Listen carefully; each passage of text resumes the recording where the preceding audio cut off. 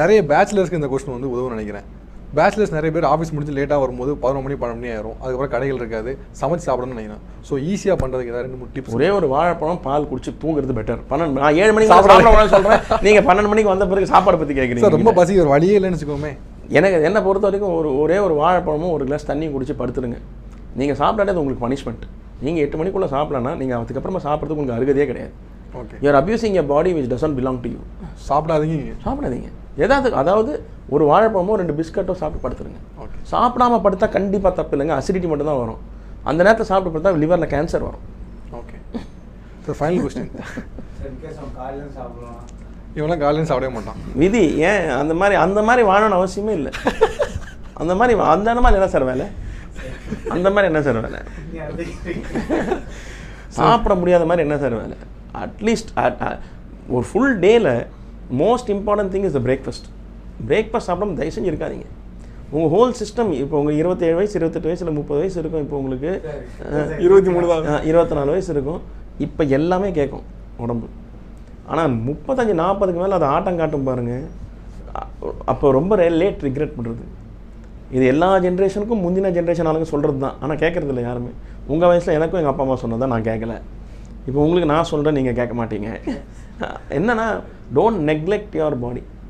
8 மணிக்கு மேலே சாப்பிடாதீங்க, தயவு செஞ்சு நான்வெஜ் சாப்பிடாதீங்க 8 மணிக்கு மேலே சாயங்காலம். ஆயில் வந்து ப்ராசஸ் பண்ணுற விதம் பார்த்தா உங்கள் உடம்பு வேலை செய்கிற அந்த கஷ்டப்படுறத பார்த்தா நீங்கள் வாழ்க்கையில் சாப்பிடவே மாட்டீங்க. அந்த மாதிரி சாப்பாடை அவ்வளோ கஷ்டப்படும் உடம்புல இருக்கிற உறுப்புங்க. உங்கள் லிவருக்கெல்லாம் அது கேர்ஸ். 8 மணிக்கு மேலே சாப்பிட்றது வந்து கேர்ஸ். அது ஃப்ளவர் மாதிரிங்க. நீங்கள் குடிக்கிற ஒவ்வொரு கிளாஸ் ஆல்கஹால்லையும் அந்த ஃப்ளவர் வாடிக்கிட்டு இருக்கு. டைரெக்டாக லிவர் அடி வாங்குது.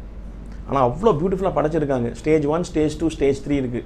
ஸ்டேஜ் 4 போனால் தான் லிவர் திரும்பி வராது. ஸ்டேஜ் 3 வரைக்கும் திருப்பி லிவரை ஸ்டேஜ் 1 கொண்டு வர முடியும் உங்கள் பத்தியத்தால், சாப்பாடால்.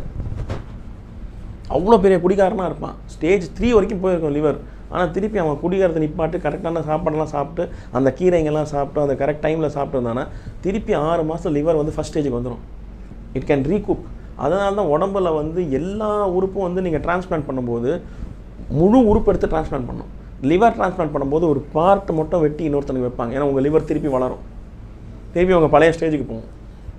நீங்கள் வெட்டி வச்சு கொடுத்த லிவர் அவனுக்கு ஃபுல்லாக வளரும், திருப்பி வளரும். அந்த மாதிரி ஒரு பார்ட் லிவர். அந்த லிவர் ஒழுங்காக வாழ்கிறதும் அழியறதும் நம்ம சாப்பிட்ற சாப்பாடில் மட்டும்தான் இருக்குது. Only 2 things, medicine, food. நம்ம சாப்பிட்ற மருந்தில் அழிஞ்சு போவோம், நம்ம சாப்பிட்ற சாப்பாடால் அழிஞ்சு போவோம் லிவர். ஸோ அதுக்காக அதை எவ்வளோ பாதுகாக்க முடியுமோ அவ்வளோ பாதுகாக்கணும். இவன் வாழ்ந்து என்ன பண்ண போகிறான், நான் போய் செத்தா சாவணும்னு சொல்கிறேன், வேறு விஷயம்.